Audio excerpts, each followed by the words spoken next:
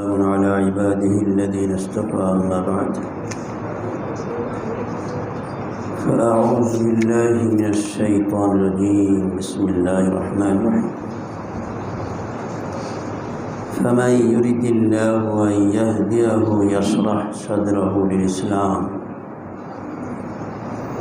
وقال رسول الله صلى الله عليه وسلم المرء على دين خليله فلينظر أحدكم ما يخالف। मोहतरम दोस्तर बुजुर्गों, रूमी ज़माना आरिफ बिल्लाह हज़रत मौलाना शाह हकीम अहमद अख्तर साहब रहमतुल्लाह अलैह মূল্যবান নসিহত চলতেছিল। হযরতওয়ালা कराची रहमतुल्लाह একবার ফ্রান্সের রিউনিয়ন দ্বীপে গেছিলেন। একটা দ্বীপ ফ্রান্সের,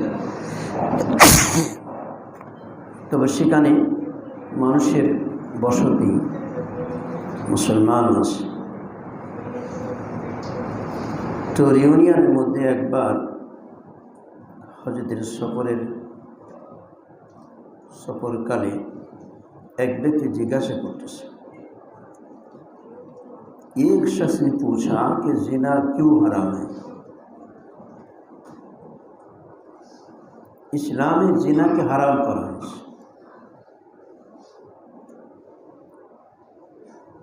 तो इस्लाम में जिना क्यों हराम?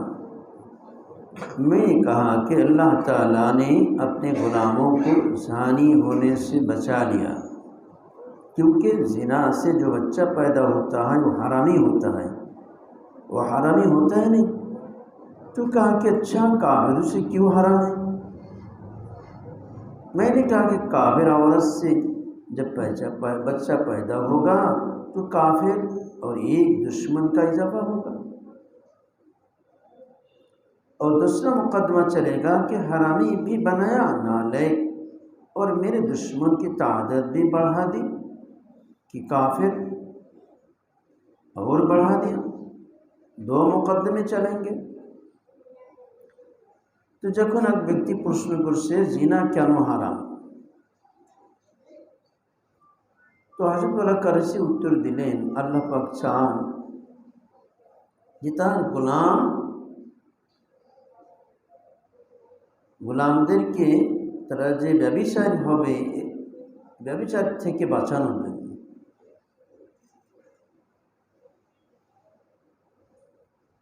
কারণ এর দ্বারা যে বাচ্চা পয়দা হবে, সন্তান পয়দা হবে, সে তো হারামই হবে, যার সন্তান। তো আবার প্রশ্ন করতে হলে মুসলমানের সাথে জিনা করা হারাম, তাহলে কাফেরদের সাথে জিনা করা হারাম কেন? তো হযরতওয়ালা কারসি উত্তর দিলেন যে যখন কাফের মেয়ের সাথে জিনা করবে তো বাচ্চা পয়দা হবে, তাহলে তো এর দ্বারা আল্লাহ পাকের আরেকজন দুশ্মনকে বাড়াই দিল। যত অমুসলমান এ আল্লাহর দুশ্মন।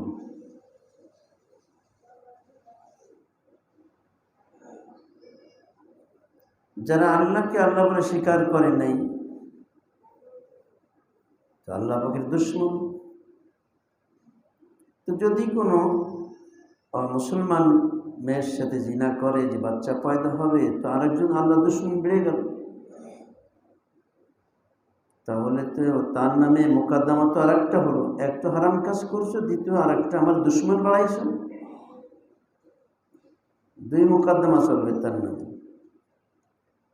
इसलिए मैं सच कहता हूँ और चैन से रहने का नुस्खा पेश कर रहा हूँ कि अला बिज़िक्रिल्लाह तत्माइनुल कुलूब, अल्लाह ही की याद चैन मिलेगा। এই জন্য আমি সত্য কথা বলতেছি,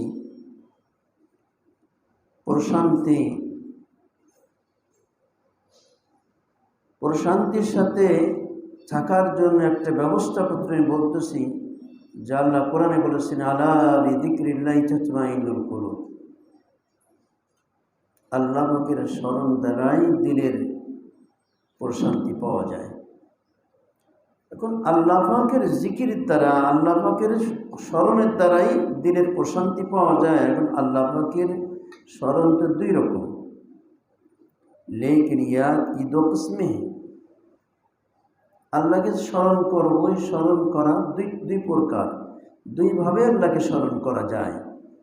अल्लाह ताला को खुश करने वाले आमाल करो,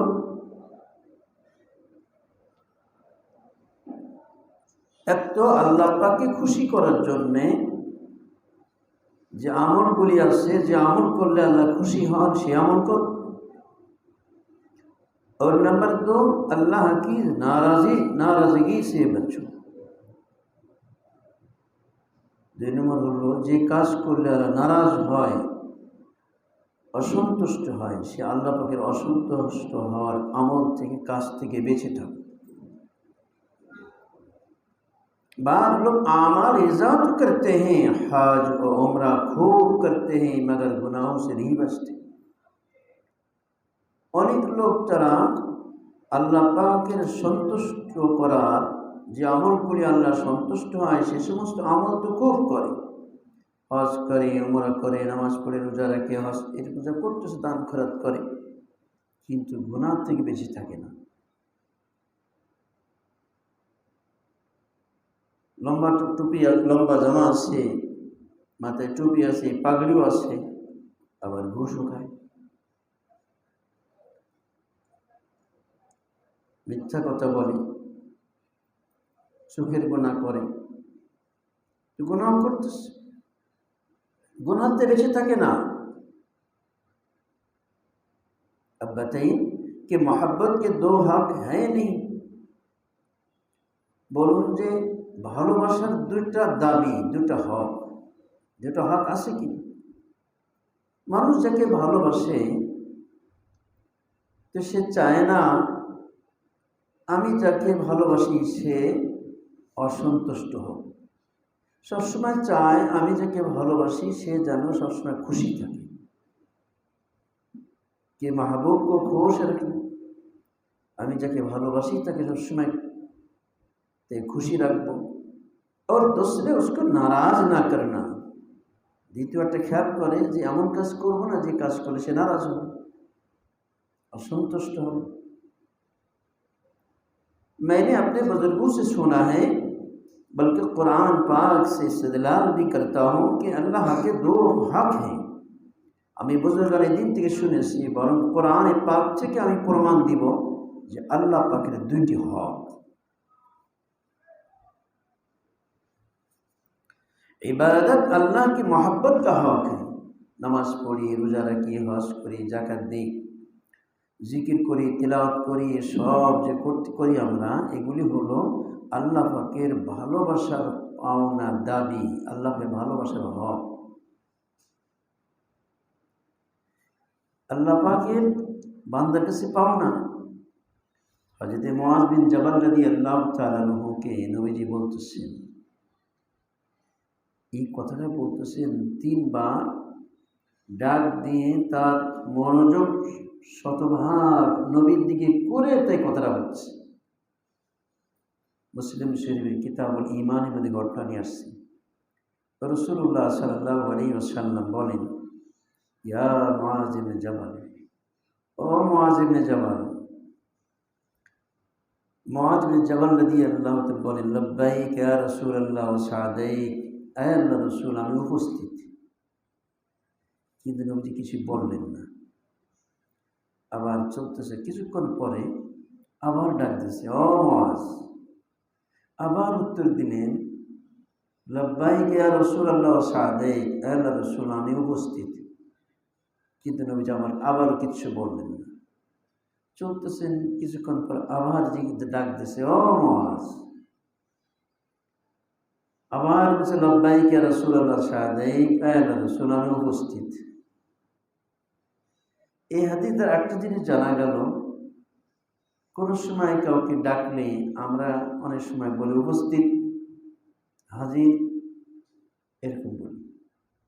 কাউকে কেউ আর সুবহানাল্লাহ বলে, যেগুলি সুন্নাত না। সুন্নাত হলো লব্বাইক ইয়া রাসূলুল্লাহ, লব্বাইক বলা। এই যে সমস্ত মাদ্রাসায় আমরা দেখবেন ক্লাসের নাম ডাকলে কি বলে? লব্বাইক লব্বাইক। যেহেতু হুজুর সাল্লাল্লাহু আলাইহি ওয়াসাল্লাম এই আরো কয়েকটা হাদিস আছে, হাদিসের মধ্যে যে নবীজি যখন সাহাবীকে ডাক দিলেন তো এই সাহাবী বলে লব্বাইক।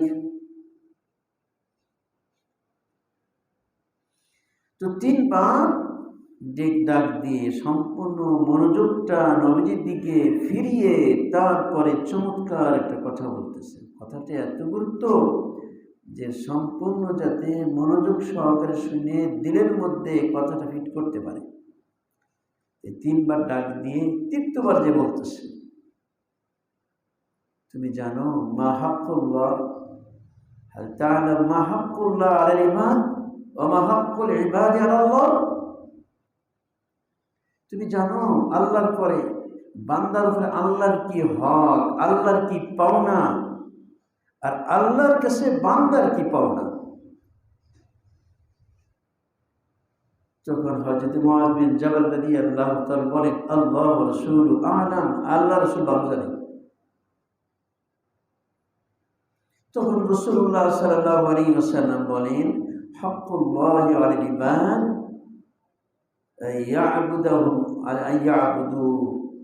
আইয়াবুদুল্লাহ ওয়া লা ইউশরিকুহু বিশাইইন। বান্দার কাছে আল্লাহর পাওনা হলো যে বান্দা আল্লাহ পাকের ইবাদত করবে, তার সাথে কাউকে শরীক করবে না। যা প্রতি রাকাতে আমরা কি বলি? ইয়্যাকা না'বুদু ওয়া ইয়্যাকা নাস্তাঈন। একমাত্র তোমারই বন্দেগী করব, তোমারই গোলামি করব এবং তোমার কাছেই সাহায্য প্রার্থনা, তোমার কাছেই সাহায্য চাইব, আর কাছে আর কারো কাছে না, শুধুমাত্র তোমার কাছে। শব্দটা এরকম আছে, শুধুমাত্র তোমার কাছেই সাহায্য চাইব, তোমারই ইবাদত করব, গোলামি করব। তো বান্দার কাছে আল্লাহর পাওনা হলো যে বান্দা বান্দিরা আল্লাহর পাকের বন্দেগী করবে এবং আল্লাহর সাথে কাউকে শরীক করবে না। এটা হলো বান্দার কাছে আল্লাহর পাওনা। এখন আল্লাহর কাছে বান্দার কি পাওনা? রাসূলুল্লাহ সাল্লাল্লাহু আলাইহি ওয়াসাল্লাম বলেন, বান্দা যখন আল্লাহর হক আদায় করবে, আল্লাহরই বন্দেগী করবে, আর কার বন্দেগী করবে না, আল্লাহরই গোলামি করবে, আর কার গোলামি করবে না, তাহলে আল্লাহ পাকের জিম্মায় বান্দার পাওনা হয়ে যায় যে তাকে জান্নাত দিবে আল্লাহ।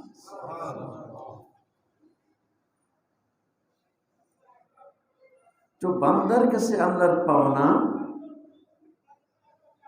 ইবাদত আল্লাহর করবে। তো ইবাদত করা এটা হলো আল্লাহ পাকের সাথে ভালোবাসার দাবি।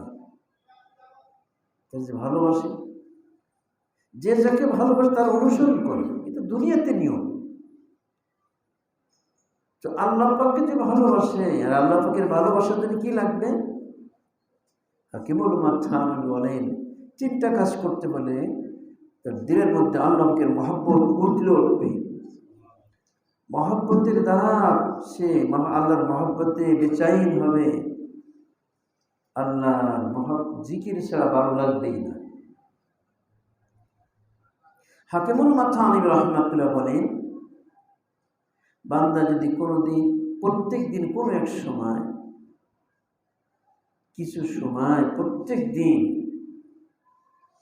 আল্লাহ পাকের নিয়ামতের মোরাকাবা করে, কারণ আমরা তো আল্লাহ পাকের নিয়ামতের মধ্যে ভাসতেছি 24 ঘন্টা, কোনো একটা মুহূর্ত আল্লাহর নিয়ামত থেকে আমরা কখনো মুখাপেক্ষি হতে পারি না। এই যে শ্বাস নিচ্ছি, শ্বাস ছাড়ছি, শ্বাস নিচ্ছি, শ্বাস ছাড়ছি, এটা নিয়ামত। ওই একটা নিয়ামতরা নিই।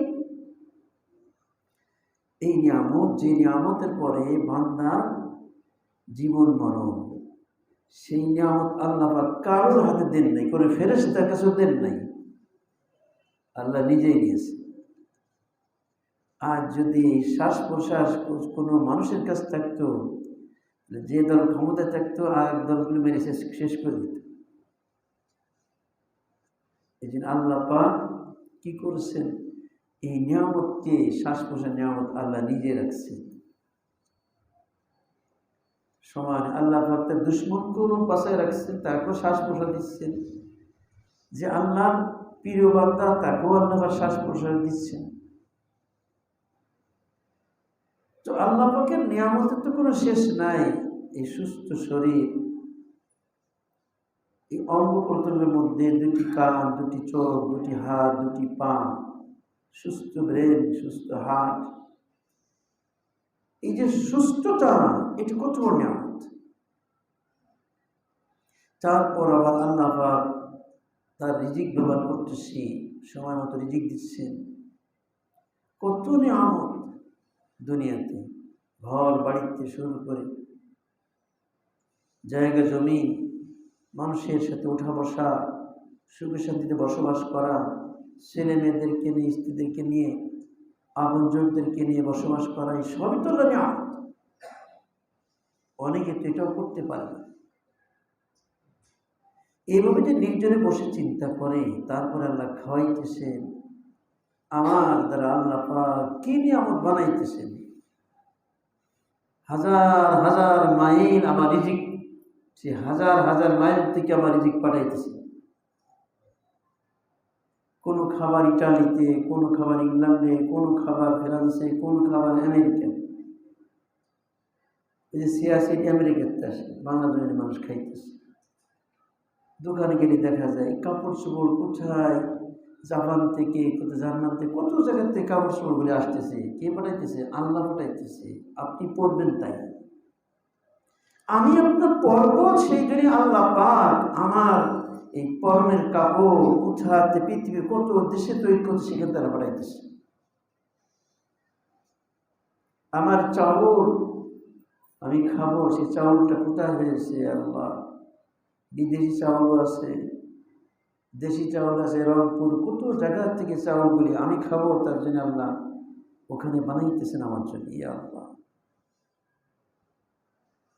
কবে খাবো আমি জানি না, আল্লাহ জানেন। এই যে চাউলটা, ধানটা, মানে অমুক দিন অমুক তারিখে খাবে, এর আগের থেকে আমি এর বানাইতেছি। এটি সন্তান আসছে দুনিয়াতে, আসবে 6 মাস আগের থেকেই কি আল্লাহ বুকে রিজার্ভ করেছে দুধ। এই যে আল্লাহ পাক এই যে একজন নিয়ামত, এই যে ব্যবহার করতেছি আল্লাহ আমার রিজিকের জন্য। এই জন্যই তো মুহাম্মদ রাসূলুল্লাহ সাল্লাল্লাহু আলাইহি ওয়াসাল্লাম ফরমান, ওয়া'মুর আহলাকা বিস-সালাতি ওয়াসতাবির আলাইহা লা নাসআলুকা রিজকা।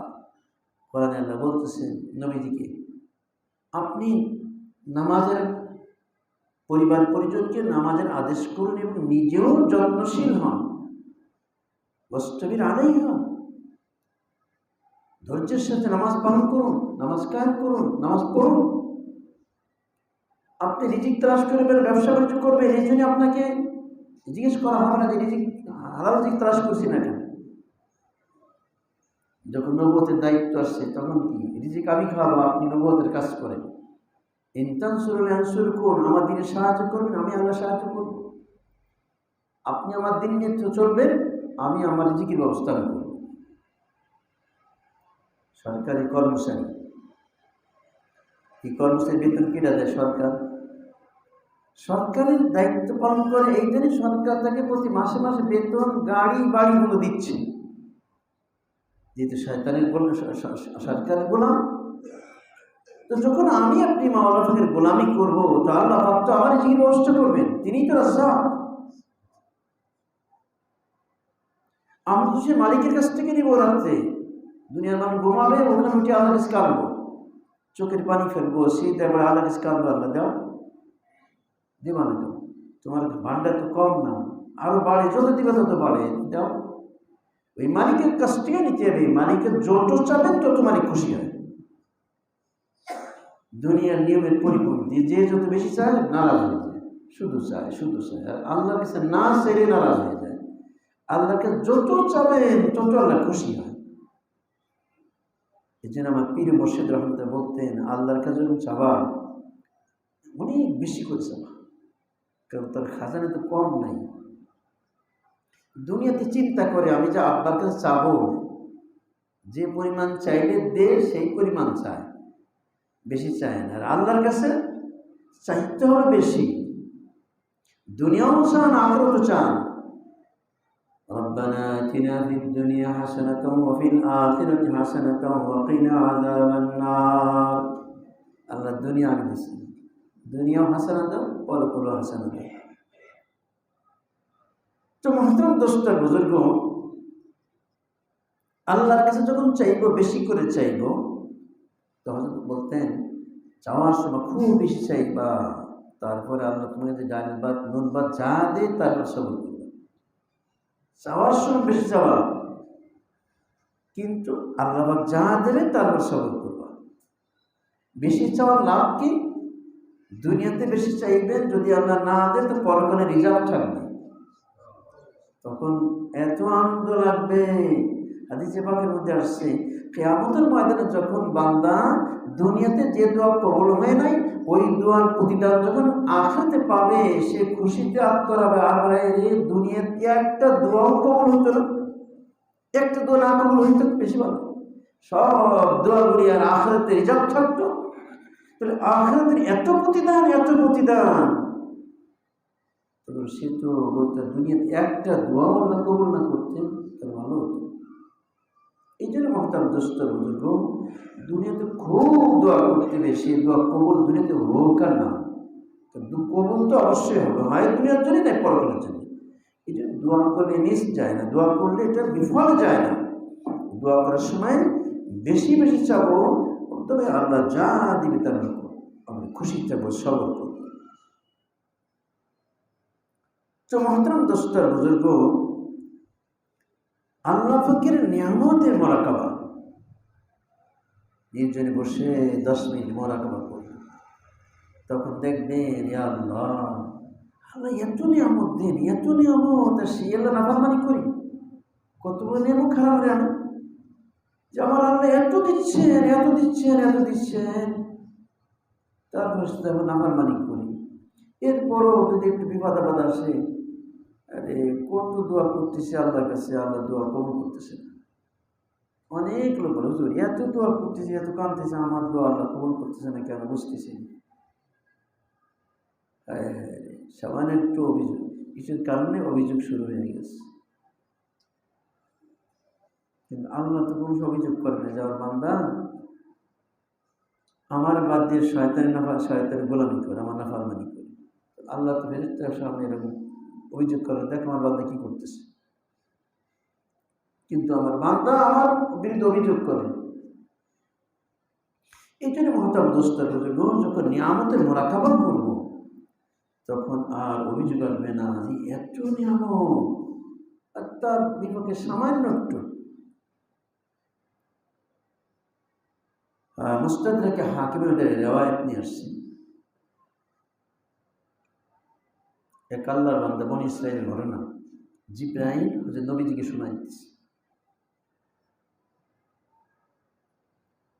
যে একটা সাগরের মধ্যে, এদিকে হাজার হাজার মাইল, এদিকে হাজার হাজার মাইল, কোনো পানি ছাড়া কিছুই নাই।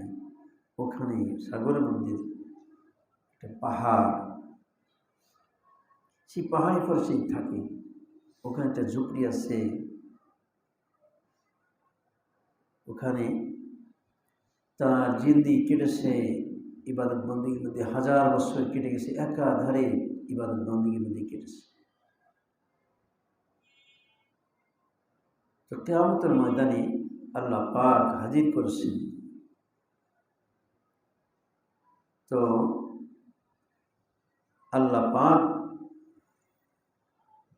তাকে জান্নাত দিবেন, এই আমার দয়াকে জান্নাত দাও। তুই বলে আল্লাহ আমার ইবাদত বন্দেগীর বিনিময়ে তো আমি যে এত বছর ইবাদত করেছি, এই আমার দয়া জান্নাত দে। আবার বলে আল্লাহ আমি যে এত বছর ইবাদত করেছি, ইবাদত করি, আমি ইবাদতের বিনিময়ে জান্নাত চাইতেছি। তখন আল্লাহ বলবেন ফেরেশতা এক দেখো দি কত বছর হায়াত পেয়েছে আর কত নিয়ামত ব্যবহার করছে, সেই তুলনায় ওর ইবাদত আছে কিনা দেখো। ওইটা যখন দেখবে, তো আল্লাহ পাক এমন তৃষ্ণা দিবেন, পিপাসা কাতর, এখন পানি পানি পানি। তো ফেরেশতা বলে, আল্লাহ তো পানি চাইতেছে, তোকে পানি দেওয়ার শর্ত হলো 500 বছর ইবাদত দেওয়া লাগবে। তো গলায় শুকিয়ে আসছে, ছটফট করার মতো অবস্থা, জান যায় 500 বছর ইবাদত লাগবে। ঠিক আছে, 500 বছর ইবাদত দিয়ে দিলাম। 1000 বছর ইবাদত করিস। আবার কিছু পরে আবার এরকম শুরু হয়েছে পিপাসা,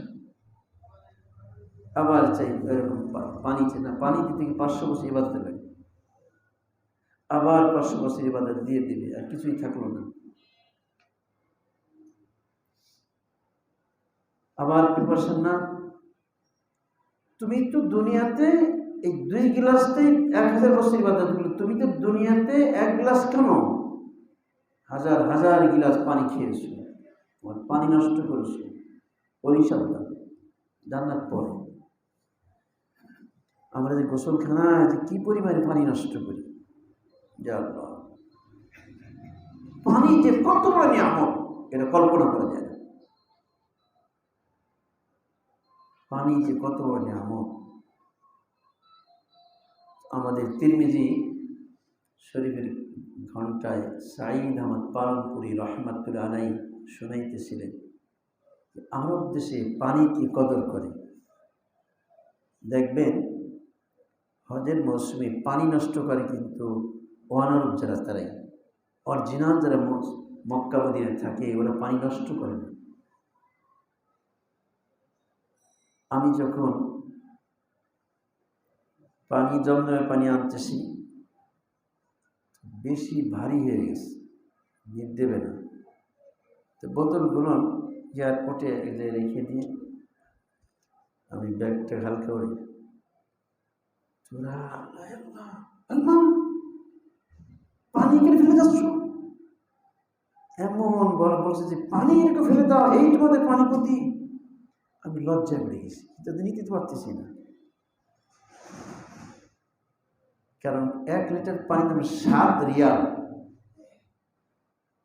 কোন 3 রিয়াল। ওই দিন যেতে একটু সমস্যা ছিল, ভিড় যাচ্ছিল, আর ওখানে এয়ারপোর্টে তো ওখানে সব কিছু পাওয়া যায় না অ্যাভেলেবেল, মক্কা গেলে পাওয়া যাবে। তো প্রথমে একটা গ্লাস 1 লিটার পানি 3 রিয়াল, অর্থাৎ তার মানে 66 টাকা।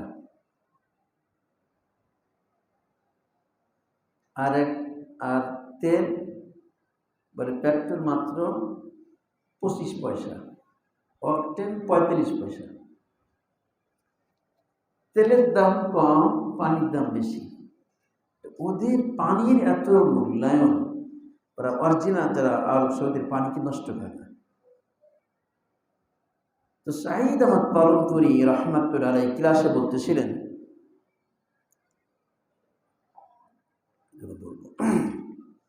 পানির প্রতি কেমন কদর ওদের।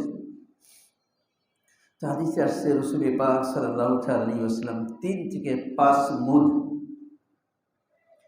1 সের থেকে কম হয়, আর সেরই ধরলাম 300 থেকে 500 পানি দ্বারা গোসল করতেন, আর 1 মুদের দ্বারা ওযু করতেন। তো সাঈদ আহমদ পালনপুরি রহমাতুল্লাহ এই হাদিসের ব্যাখ্যায় তার বাস্তব চোখে দেখার বাস্তবতা আমাদের সামনে তুলে ধরলেন যে, দেখো আমি হজের মৌসুমে দেখলাম যে রাসূলুল্লাহ সাল্লাল্লাহু আলাইহি ওয়াসাল্লাম তিনি 3 থেকে 500 পানির দ্বারা কি করে গোসল করতেন। তো একটা বাস্তব দেখে আইছি যে ওই দেশের গোসল করে 3 লিটার পানি একটা নিয়ে গেছে, ওই দিয়ে গোসল করবে। এখন তো পানি অ্যাভেলেবল হয়ে গেছে, পানি এরকম নিচ্ছে, মাথা আসতে করে দিচ্ছে যাতে সব জায়গায় পানি পৌঁছে, যাতে পানির ফোঁটা নিচে না পড়ে। এরকম করে করে সব মাথায় দিয়ে দিল, সব মাথায় দিয়ে সমস্ত গায়ে সব দিল, দেখতে গোসল করতেছে। ওই 3 লিটার পানি সে গোসল করে আসবে, পানি নষ্ট করে নেই। আমরা তো বালতিকে বালতি পানি নষ্ট করি। আমরা তো শাওয়ার সিঁড়িতে ইচ্ছা মতো করি, পানি ফেলতেছি, চেপে উজু করতেছি, ফোর্স ছেড়ে দিয়ে উজু করতে, কত পানি যে নষ্ট হয়েছে। যেখানে 1 লিটার পানি লাগে, 1 লিটার পানি লাগে, সেখানে যে কত কেজি পানি চলে যাইতেছে। এই যে অপচয় হইতেছে, উজু করতেছি আবার অপচয় হারাম কাজও করতেছি। তো এই যে কারণে উজুর মধ্যে বরকত নাই। হরদি হযরত রাহমাতুল্লাহ শাহ আবুল নকশ রাহমাতুল্লাহ তার দরবারে গেছি। হাজরতের ওখানে উজু করার জন্য টেপে উজু করার অনুমতি, টেপ আছে, সেখানে লোটাও আছে, ওই টেপে পানি নিয়ে তো উজু করবে, টেপে উজু করতে পারবে না, অপচয় হবে। তো মহতারাম দোস্ত বলতে এরকম নিয়ামত আমরা যে প্রত্যেক দিন ব্যবহার করতেছি, পানি, এক একটা নিয়ামত আলোচনা করতে খেয়াল করে দেখবেন, এক একটা নিয়ামত, আল্লাহ আল্লাহর এত নিয়ামত। তো তখন আমি নিয়ামতের মুরাকাবা করবো, স্মরণ করবি, সব আমার আল্লাহ দিচ্ছে।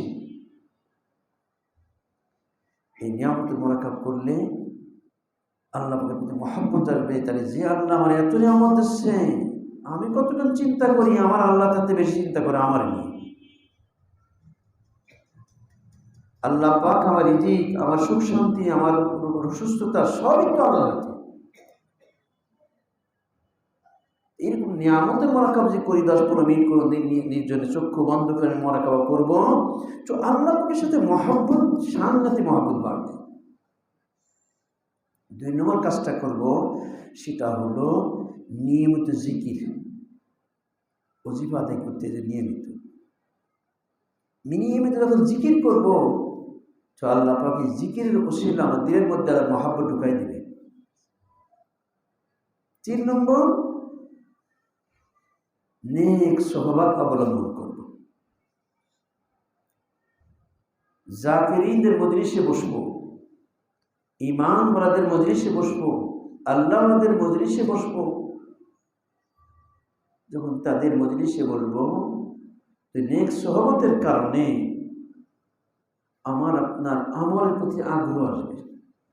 এই জন্য তো হাকিমুল মাথানির কাছে যখন নাকি চিঠি লিখতেছে, হযরত আমার তো তাহাজ্জুদের নামাজও ছুটে যাচ্ছে, এশা তারাবি সব ছুটে যাচ্ছে, আচ্ছা কিছুদিন পরে আবার চিঠি লিখছে যে আমার তো নামাজ জামাতও কাজ মিস হয়ে যাচ্ছে, জামাতও তো আর হইতেছে।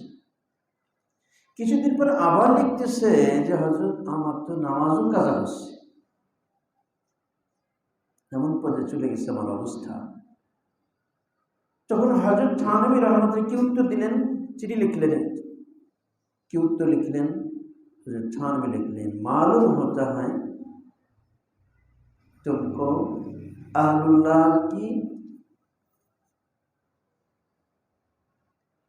अल्लाह की सोहबत से महरूम है। मालूम होता है कि तुम अहलुल्लाह की सोहबत से महरूम है। মনে হইতেছে আল্লাহওয়ালাদের নেক সোহবত থেকে তুই বঞ্চিত। এই জন্য তোমার এই আস্তে আস্তে অবনতি যাচ্ছে। নেক সোহবতের দ্বারা আমলি জিন্দেগি আসে, গাফলাত দূর হয়ে যায়।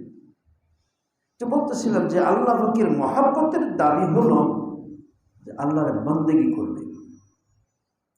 যে इबादत जैसा कि आप इस वक्त ईशा की नमाज पढ़ेंगे, ये अल्लाह की मोहब्बत का हक है।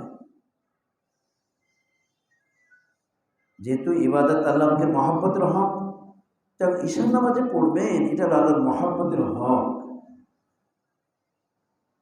আর গুনাহ হতে বেঁচে থাকা, এটা হলো আল্লাহ পাকের আজমত, আল্লাহ পাকের বড়ত্বের হক।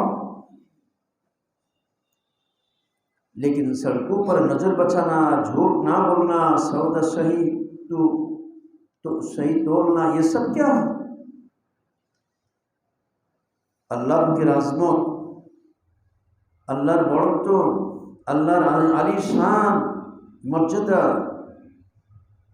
এর হক হলো যে গুনাহ থেকে বেঁচে থাকো। রাস্তায় যখন চলতেছেন, নিজের দৃষ্টিকে হেফাজত করতে হবে, মিথ্যে কথা বলা যাবে না,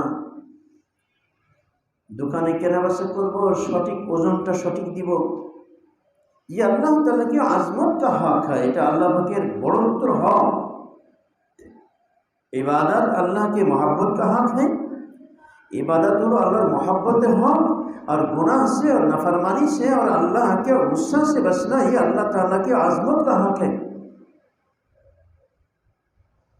এবং আল্লাহ পাকের নাফরমানিতে গুনাহতে বাঁচা ये अल्लाह पाकेर आजमतेर हक। उसके दलील भी अजीब है, तर प्रमाण देखाइतेছে, এটা আসছে दलील।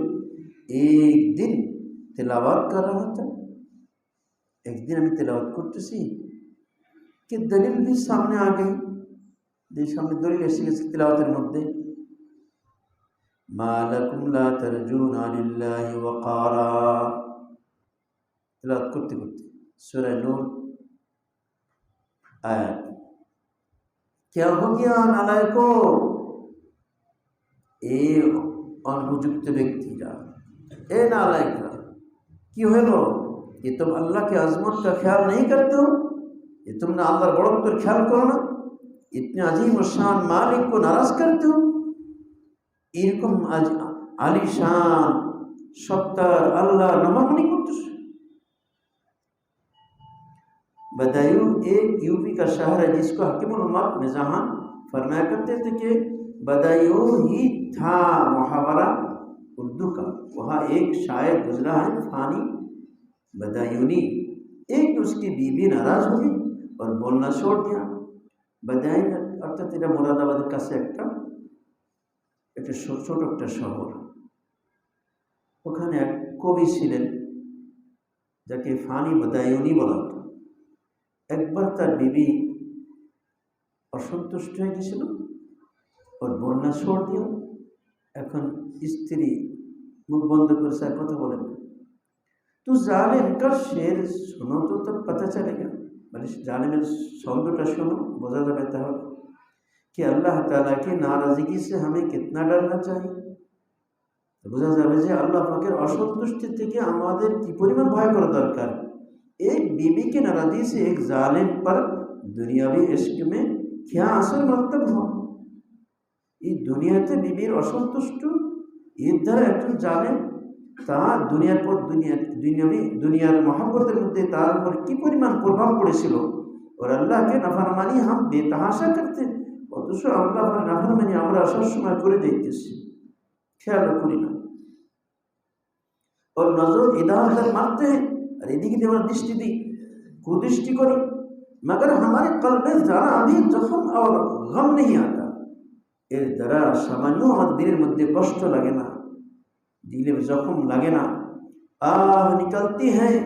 ऐसे वक्त दोस्तों এরকম সময় आह बेर হয়। देखो शायर फानी बदायूनी ने क्या कहा, शायर बदायूनी की বলেছেন कि मेरी बीवी आजकल नाराज है, আমার স্ত্রী আজকাল অসন্তুষ্ট। তার সেই কথাটা ব্যক্ত করছে ছন্দের মধ্যে। हमने फानी डूबते देखी है नब्ज कायनात, जब मिजाज यार कुछ बरहाम नजर आया मुझे। যখন আমার বন্ধুর স্ত্রীর তার মেজাজ যখন একটু পরিবর্তন, তখন আমার সামনে কি অবস্থা আছে, কেমন যেন এই অস্থায়ী দুনিয়াটাই কেমন যেন ডুবে যাচ্ছে। सारी दुनिया भी की नब्ज डूब गई कि मेरी बीवी आजकल नाराज है।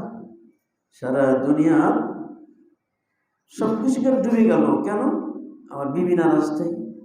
सुना आपने अपने ही नब्ज को जालिम कहता कि डूब गई कुछ बात थी, लेकिन कह रहा है हमने फानी डूबते देखी। नब्ज कायनात यानी मेरी बीवी जरा सी नाराज हुई तो मेरी दुनिया तल्ख हो गई। অর্থাৎ আমার बीवी একটু অসন্তুষ্ট হয়েছে, কথা বলা বন্ধ করেছে, তার জন্য আমার দুনিয়াটাই তিক্ত হয়ে গেছে। लेकिन जालिम ने मोहब्बत का सही नक्शा खींचा, সে তো তার ছন্দের মধ্যে এই চিত্র তুলে ধরেছে। বলেন সাহাবা की शिद्दत मोहब्बत के आसार, সাহাবা ইকরাম যে আল্লাহ পাককে ভালোবাসতেন, রসুলকে ভালোবাসতেন, अल्लाह ताला भी अपने आशिकों के बारे में फरमाते हैं। तो साहब इकराम ছিলেন আল্লাহর আশিক, রসুলের আশিক। তো আল্লাহ পাক কোরআন পাকের মধ্যে তার আশিকদের সম্পর্কে বলতেছেন कि जिसको मुझसे सही मोहब्बत है, আমার প্রতি যার সঠিক मोहब्बत আছে, अगर उनसे कोई गुनाह और खता हो जाती है, यदि তাদের দ্বারা কোনো অন্যায় পাপ গুনাহ হয়ে যায়, তো उन पर दो कैफियतें तारी होती हैं, তাদের মধ্যে দুটি অবস্থা দেখা দেয়। एक ज़ाक़त अलैहिमुल अर्द बिमा रहुबत, सारी दुनिया उनको तारीक मालूम होती है। रसूलটা সব অসন্তুষ্ট হয়েছিলেন, তাই আল্লাহ পাক তুলে ধরেছেন কি অবস্থা হয়েছিল। সমস্ত দুনিয়াটা अंधकार बनी है, जमीन उन पर तंग हो जाती है, ये दुनिया संकीर्ण हो जाए, जीने में मज़ा उनको नहीं मिलता, ये दुनिया बेची थकाटाओ तरीके से भालो लगता ना। दूसरा वज़ाक़त अलैहिम अनफुसुहुम, अपनी जान से बेजार हो जाते हैं, तादेर जान टाओ तरीके से ये मरे के लिए भालो है। गुनाहों पर करार किल्लत मोहब्बत की दलील है। गुनाह করে যাইতেছে গুনাহ ছাড়তেছে না, এটার প্রমাণ যে তার দিলের মধ্যে আল্লাহর मोहब्बत কম, আল্লাহর मोहब्बत नहीं। और मैं देखता हूँ कि आज बदनजरी के बाद नहायत शानदार चाय, अंडे और मक्खन चल रहे हैं, अभी तौबा भी नहीं किया। और हम जो देखते से आज মানুষ কুদৃষ্টি করার পরও অত্যন্ত शानदार चा, अंडा, मक्खन एगुलो खूब खाए, तौबा कर नहीं। आप सोचिए कि अपने मालिक को नाराज करके, चिंता कर देखुन तो निजेर मालिक के नाराज करे, असंतुष्ट करे आबार चा खाচ্ছো मजार साथे, रज्जाक को नाराज करके, जिनी तुम्हार रिजिक देय ताके नाराज करे, उसका रिजिक खाना, तार रिजिकटा खावा कि ये शराफत है, এটি কি ভদ্রতা? हालांकि उन पर फर्ज था, और তার উপরে কর্তব্য ছিল कि पहले तौबा करता, प्रथम तौबा करबे, तौबा करके अपने मालिक को खुश कर लेता, आगे मालिक के खुशी करे फिर चाय पीता, तारপর চাওয়ার করত। और तौबा भी कैसी, आजकल तौबा ऐसी है, तौबा কেমন आजकल तौबा तो এরকম कि अल्लाह तौबा मुখে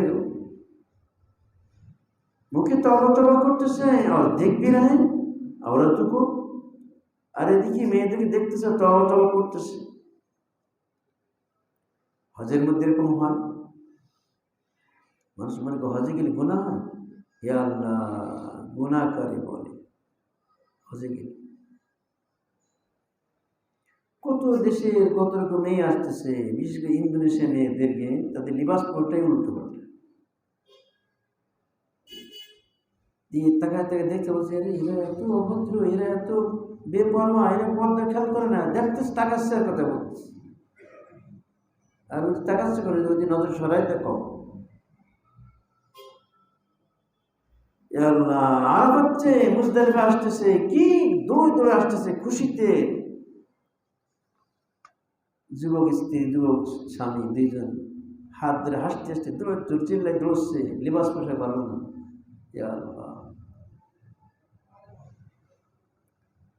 একজন পুরুষ 200 মহিলা পরিচালনা করতেছে, মাতাবের মধ্যে একজন জোরে জোরে বলতে, তার আশেপাশে সামনে মহিলা একই লিবাস পাস করাচ্ছে। অথচ উচিত তো স্বামীর সাথে স্ত্রী, স্বামীর ভাইয়ের সাথে বোন এরকম থাকবে, হারামের সাথে থাকবে, কোনো খবর নাই। একজন 200-300 মহিলা পরিচালনা করতেছে, আর সব একই লিবাস, একই রঙের, তারাই না জানে। ওই একজন যা বলতে সব জোরে ছিলা তাই বলছে, মেয়েদের জোরে বলতে নেই, তাও তার জানে না, চলতেছে জোরে দোয়া করতেছে, সবাই একসাথে মিছিলের মতন স্লোগানদের মতো পড়তেছে, দোয়া করেছে। এই যে নামাজ নেই তাও বোঝে না। এই জন্য মহতারাম দোস্ত বুজুর্গ, শরীয়তে পরে পরিপূর্ণ চলাটা ইলম ছাড়া হয় না। যে तौबा दिखे देखते से तौबा उठ जबान दे। एक साहब ला हौला पढ़कर मुझे ये दिखा रहे थे कि मौलाना ला हौला पढ़िए कि क्या ज़माना आ गया और कितने औलियानी हैं, देखिए देखिए ना कि टांगें खुली हुई है और हमको दिखा भी रहा है। मैंने कहा कि बेवकूफ़, ये कौन सी ला हौला है? ये ला हौला तो तुझ पर ला हौला पड़ रहा है। एक व्यक्ति ला हौला पढ़তেছে আমার দেখাইতেছে যে মৌলানা আরে লা হাওলা পড়ি আমরা আবার পড়ি লা হাওলা পড়ে এই কি জামান এসে গেল, কি যুগ এসে গেল, এই নগ্নতা দেখেন দেখেন না তাদের পাগুলি, তাদের পায়ের হাঁটুগুলো খোলা সব, আর আমাদের দেখাইতেছে।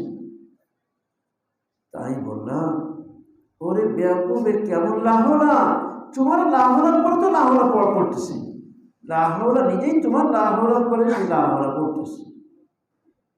कबूली तौबा की 4 शराएं, ये जो तौबा कबूल 4 शर्तों, इसलिए दोस्तों ये कहता हूँ कि तौबा कबूल होने की 4 शर्तें हैं। ये जो बंधुरा हमें ये बोले था कि इस तौबा कबूल हर 4 शर्तों, जिसको शेख मुहिउद्दीन अबू ज़करिया नबवी ने शरह मुस्लिम में लिखा है। ये 4 शर्तों इमाम नबवी रहमतुल्लाह अलैहि बुखारी शरीफের ব্যাখ্যা করতে শরহ মুসলিম में उल्लेख করেছেন। बाब इस्तिग़फ़ार अध्याय 1, उस गुनाह से हट जाइए, ये नहीं कि औरतों को दिख भी रहे हैं और या अल्लाह तौबा या अल्लाह तौबा, क्या ज़माना आ गया है कि नारे भी लग रहे हैं, बड़े गुनाह से सरे जाओ। এরকম না যে মেয়েদেরকে দেখতেছে আবার বলতেছে ইয়া আল্লাহ তওবা, কি জবান এসে গেল, এদিকে নারা লাগাইতেছে আবার দেখতেছে। बड़े बड़े बैजीद बुस्तामी मालूम होते हैं, देखते तो बहुत बाइते बुस्तामी मने बाबा फरीदुद्दीन अत्तार से कम नहीं मालूम होते, मने थे फरीदुद्दीन अत्तार से कम ना। ऐसी तौबा कबूल नहीं, एक तौबा कबूल है ना, गुनाह से फौरन अलग हो जाओ। যে গুনাহ করতেছো ওই গুনাহতে সরে যাও, पहले नजर हटाओ, প্রত্যেক দৃষ্টি সরাই নাও, তাকাও না। রাসূলুল্লাহ সাল্লাল্লাহু আলাইহি ওয়াসাল্লাম দেখতেছেন একটা মহিলা গাধার পর সওয়ার হয়ে যাচ্ছে, তো গাধাটা পা গর্তের মধ্যে পড়েছে, মেয়েটা পড়ে গেছে। হুজুর সাল্লাল্লাহু তাড়াতাড়ি নজর সরাই গেছে, কি জন্য? তখন মেয়েরা বেশি পড়তো লুঙ্গি আর জামা থাকতো, যা সায়ার মতো বলে। রাসূলুল্লাহ সাল্লাল্লাহু আলাইহি ওয়াসাল্লাম তাড়াতাড়ি সরাইছে। হযরত আলী রাদিয়াল্লাহু তাআলা আনহু বলেন, ইয়া রাসূলুল্লাহ, মেয়েটা বিপর্দা হয় নাই, ওর সেলোয়ার কামিজ পরা আছে। তখন রাসূলুল্লাহ সাল্লাল্লাহু আলাইহি ওয়াসাল্লাম দোয়া দিলেন, আল্লাহুম্মা গফির মুতাসারবিলাত, আল্লাহুম্মা গফির মুতাসারবিলাত, আল্লাহুম্মা গফির মুতাসারবিলাত। আল্লাহ যারা পায়জামা পরে ওদের মাফ করে দাও, ওদের মাফ করে দাও, ওদের মাফ করে দাও। কেন যখনই পড়ে গেছে এসব বিপর্দা। একদিনের ঘটনা, হুজুর সাল্লাল্লাহু আলাইহি ওয়াসাল্লাম বিবি পড়ে গেছেন, নবীজি পড়ে গেছেন কাঁথার থেকে পড়ে গেছেন। নবী যেতে আরে একটা মহিলাকে সামলাও, তখন তাড়াতাড়ি কাপড় দিয়ে মহিলা করে ঢেকে দিল। তো মেরে মোহতরম দোস্ত বুজুর্গ, নিজের নজরকে হেফাজত করা, নিজের মেয়েদের জন্য বিশেষভাবে বাইরে সফরে বেরিয়ে ফেরালা সিলার কামিজ পরা। নতুবা দেখছে যে শাড়ি পরে রিক্সা পা রাখতেছে, ওর দিন না, যখন শাড়ি পরে রিক্সার পরে পা উঠবে কি হবে, নিচের পা আটলা হয়ে যাবে, এই পর্দা হয়ে যাবে।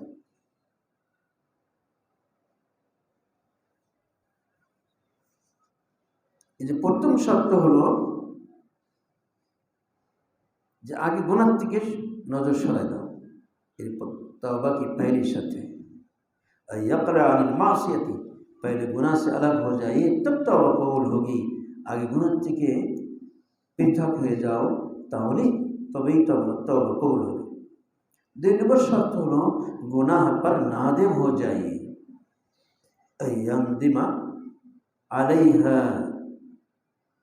अयंदम अलैहा, नदीमा यंदम समिया से आता है। अयंदमा अलैहा, যা প্রথম আমি যে অন্যায় করেছি, অন্যায়ের পরে লজ্জা আসে, কি করলাম রে, মুঝसे क्यों खता हो गई, तब हाय रे हमारे क्या भूलता हलो, रोने लगे, कांदना शुरू कर, दिल में दुख आ जाए, दिल में दुख लगবে। অন্যের গুনাহ দেখে এক বুজুর্গের পিছা পিছাতে রক্ত শুরু হয়ে গেছে, এত কষ্ট পেয়েছে। আমরা গুনাহ তো কি পরিমাণ করে দিয়েছি, কোনো আমাদের ওদে না, কোনো কিছুই হয় না। আর একজন তার অবস্থা অন্যের গুনাহ দেখে নিজের পিছাবে রক্ত শুরু হয়ে গেছে, এত কষ্ট পেয়েছে গুনাহ করতে দেখে। যাতে এরকম হয় তার জীবনে গুনাহ করে কোনোদিন না, আল্লাহ তাদের পরে গুনাহটা এত কঠিন বানিয়ে দিয়েছেন। আব্দুল মাসউদের একটা রিওয়ায়াত আছে যে গুনাহগার গুনাহকে কেমন হালকা দেখে, আর নেককাররা গুনাহকে কত কঠিন দেখে। দেখেন গুনাহগার গুনাহকে হালকা দেয় কেমন, যে গুনাহ করার অভ্যাস, নাকে একটা মাছি পড়েছে সরাই দিল। আর গুনাহ করাটাকে যারা নাকি আল্লাহর ভয়, যার মধ্যে গুনাহ ভয় করে, তাদের কাছে গুনাহ হয়ে গেলে পাহাড় দিয়ে পড়ছে, এত কষ্ট লাগে, দিলের মধ্যে দুঃখ বেদনা শুরু হয়ে যায়। मैंने बड़ी गलती की, मालिक को नाराज कर दिया, আমি তো বড় ভুল করেছি, মালিককে নারাজ করেছি। যখন ওই তিনজন সাহাবী তবুকের যুদ্ধে গিয়েছিলেন না, রাসূল পাক সাল্লাল্লাহু আলাইহি ওয়াসাল্লামের কাছে সত্য কথাটাই বলে দিলেন। অন্য মুনাফিক যারা ছিল তারা বলছে, ইয়া রাসূলুল্লাহ, এই সমস্যা সে সমস্যা, এর অনেক সমস্যা থাকে, আচ্ছা যাও। কিন্তু ওই তিনজন সাহাবী বলে, ইয়া রাসূলুল্লাহ, সত্য কথা হলো আমাদের কোনো ওজর ছিল না, বরং এই সময় আমরা সচ্ছল অবস্থা ছিল আমাদের। তো বললেন, যাও, তোমাদের ফয়সালা আল্লাহর হুকুম যাও। নবীজি বলেন, এদের সাথে কেউ কথা বলবো না, তিনজনের সাথে কেউ কথা বলবো না। ওনার বিবিদেরকে বলে দিলেন, তোমরা স্বামীর সাথে কথা বলবো না। এরকম অবস্থা হয়ে গেল। এইরকম ভাবে 50 দিন কেটেছে। এই ভয়, যদি আমি নবীজি মারা যায় তো আমার না জানাজা কেউ পড়বে না, আর আমি যদি মারা যাই তো আমার জানাজা কেউ পড়বে না। এই ভয়ে সালাম দেয়, কথা উত্তর দেয় না। নবীজি সালাম দেয়, সালাম উত্তর দেন না। তো দেখতেছি বুখারীতে আসছে যে খাপ যখন দেখে মাঝে মাঝে দেখে যে নবীজি আমাদের তাকাচ্ছে কিনা, তো যখন আমি তাকাই তো নবীজি সরাই নেই, আমি যে এদিক থেকে নবীজি আমার তাকায় থেকে দেখে। আমি নামাজ থেকে এটা চুরি করে করে নজর এদিক দেখি নবীজি আমার তাকাচ্ছে কিনা। তো যখন আমি ওইদিকে তাকাই তো নবী সরাই নেই, আর যে ওই দিক থেকে সরাই নিয়েছি তো নবীজি আমাদের তাকায় বুঝতে পারি। কিন্তু সালাম দিলে সালাম উত্তর দেয় না। এরকম 40 দিন হয়ে গেছে। ও কিছুদিন পরে তো বলে, যাও, এই স্ত্রীতে আলাদা থাকবে। তার 2 জন সাহাবী ওনাদের স্ত্রীরা, উনি তো দুর্বল, বুড়ো মানুষ ছিল, খেদমতের কেউ নাই। তো বিবিরা বলছে, ইয়া রাসূলুল্লাহ, আমাদের স্বামী তো একবার বুড়া হয়ে গেছে, তো তাদের খেদমতের জন্য, হ্যাঁ খেদমত করতে পারবা, তবে এক জায়গায় থাকবে না। ওষুধ চাহিদা এখন নাই, আচ্ছা পারবে। কিন্তু কার তো যুবক পুরুষ, সে যে বলতে তারা বোঝায়, তুমি যাও, যে বিবি খেদমত করবে সেটা না, না আমি তো যুবক, ওরা তো যুবক না, ওরা বুড়া, যাও। এরপরে এই কথা বন্ধ সব সারা কোরআন আছে যে সারা জগৎটা তার কাছে কেবল অন্ধকার এবং জগৎটা সংকীর্ণ হয়ে গেছে, এত সংকীর্ণ মনে হইতো। তো চাষ্টবার বাড়িতে গেছে, তার প্রাচীর পার হয়ে সালাম দিয়েছে, সালাম উত্তর দেয় না, কথা বলে উত্তর দেয় না, কিচ্ছু বলে না। এরকম 40 দিন হয়ে গেল, আরো 10 দিন। যে কিভাবে যে জীবন কাটছিল ওই সময়, 50 দিন পূর্তি হওয়ার সাথে সাথে তওবা কবুল হয়েছে, এই ঘোষণা এসে গেল। তো হযরত উম্মে সালমা রাদিয়াল্লাহু তাআলা বলছে, ইয়া রাসূলুল্লাহ, আমি একটু যেহেতু রাত্রিবেলার ঘটনা তো একটু জানাই দিই। বলে, না এখন জানাই না, জানালে তোমার ঘুম হারাম করে দেবে, অর্থাৎ সব আমার দলে এখানে আসবে, সারা ঘুমাইতে পারবে না। থাক, সকালবেলা ঘোষণা করলে হবে। সকালবেলা ঘোষণা দিচ্ছে, এতে একজন তাড়াতাড়ি পাহাড়ে পর উঠে, ও সুসংবাদ। তো মানুষের সুসংবাদ তো কেউ ঘোড়া নিয়ে রওনা এসে সুসংবাদ শোনাইতে, কিন্তু আওয়াজ তো তার আগে পৌঁছে গেছে। যে যাওয়ার আওয়াজ পৌঁছে গেছিল, ও যখন গেছিল তখন নিজের পরন কাপড়টা খুলে দিয়েছিল। তো কোরআনে পাকে আসছে যে এই 50 দিন হুজুর সাল্লাল্লাহু আলাইহি ওয়াসাল্লাম অসন্তুষ্ট। এইটা তাদের কাছে যে কি হয়ে গেছিল, মানে গোটা দুনিয়াটা অন্ধকার হয়ে গেছিল, এবং তার কাছে যে কেমন গোটা দুনিয়া সংকীর্ণ হয়ে গেছিল। লজ্জিত হওয়া, কি করলাম এরকম যদি হয়, তাহলে না হযরত মুআবিয়া রাদিয়াল্লাহু তাআলার মতন যে একদিন জামাত মিস হয়েছে, এত কাঁদছেন যে জামাতের সাথে যে নামাজ পড়লে দিনে কি পাওয়া যায়, তার থেকে বেশি নেকি আল্লাহ দিয়েছে। এটা কেন ছিল? যে আল্লাহর নাফরমানির ভয় তাদের মধ্যে ছিল। তো আমাদের তো সেই লজ্জা হয় না, গুনাহ করে রেখেছে, এই জন্য লজ্জিত হওয়া। আদম যে কয়েকশো বছর কাঁদছে। 1 নম্বর হলো ওই গুনাহতে সরে যেতে হবে। 2 নম্বর হলো ওই গুনার কারণে গুনাহটা হয়ে গেছে, যে লজ্জিত হওয়া। 3 নম্বর আজম করে कि अब कभी ये गुनाह ना करूँगा। এখন থেকে সে পোক্তা ইরাদা, কঠিনভাবে সে প্রতিজ্ঞাবদ্ধ হবে যে আর গুনাহ করব না। তাই ইয়াজিম আজমান জাজিমা আল্লা ইয়াউদা ইলাইহি আবাদা।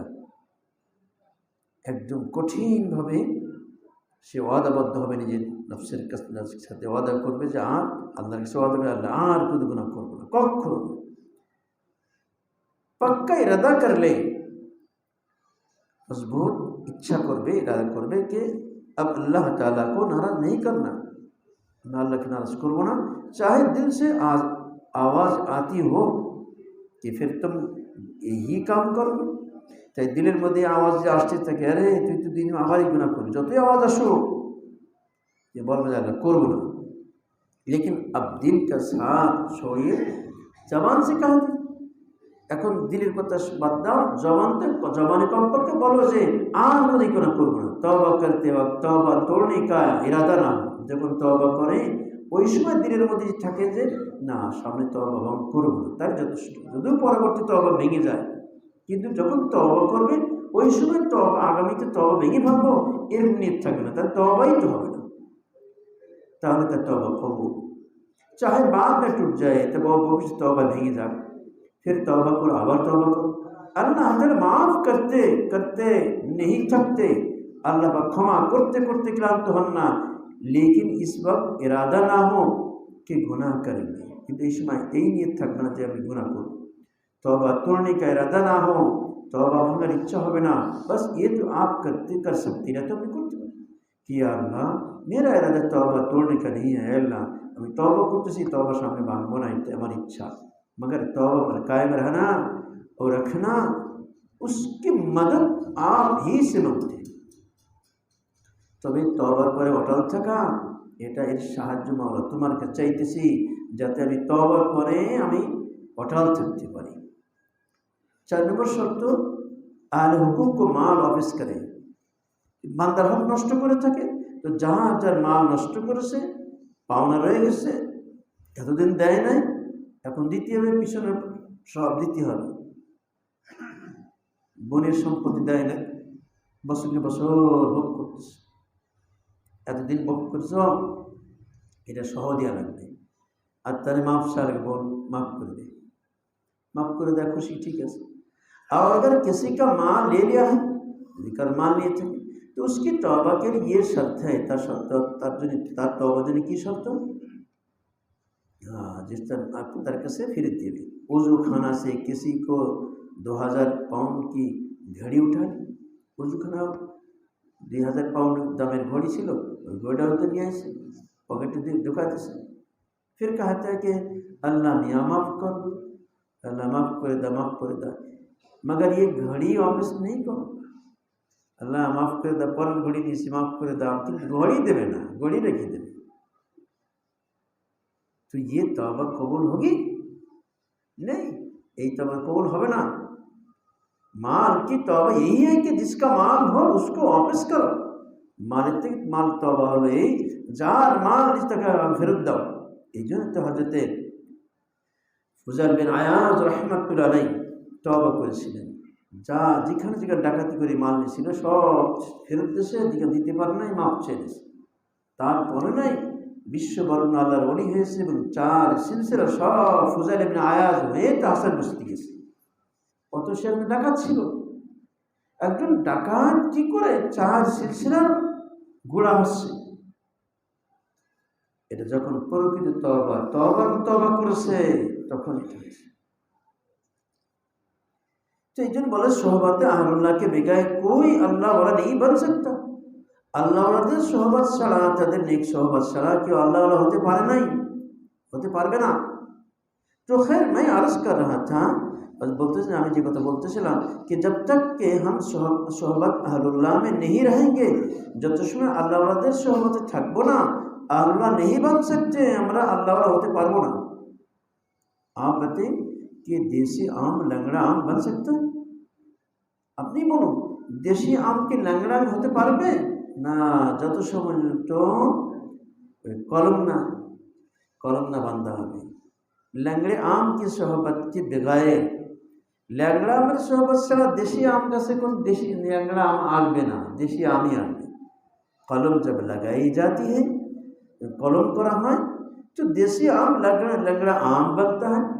देशी आम के लंगड़ा হয়ে যায়, হয়তো দেশি আমের গাছে ল্যাংড়ামের ডাল লাগাইছে, এখন গুড়া হলো দেশি আমের গুড়া আর ডাল হলো ল্যাংড়া আমের কেটে দিছে, এখন দেশি আমের গাছে কি হইতেছে ল্যাংড়া আম ধরতেছে। এটা কখন সম্ভব হয়েছে? সোহবতের কারণে।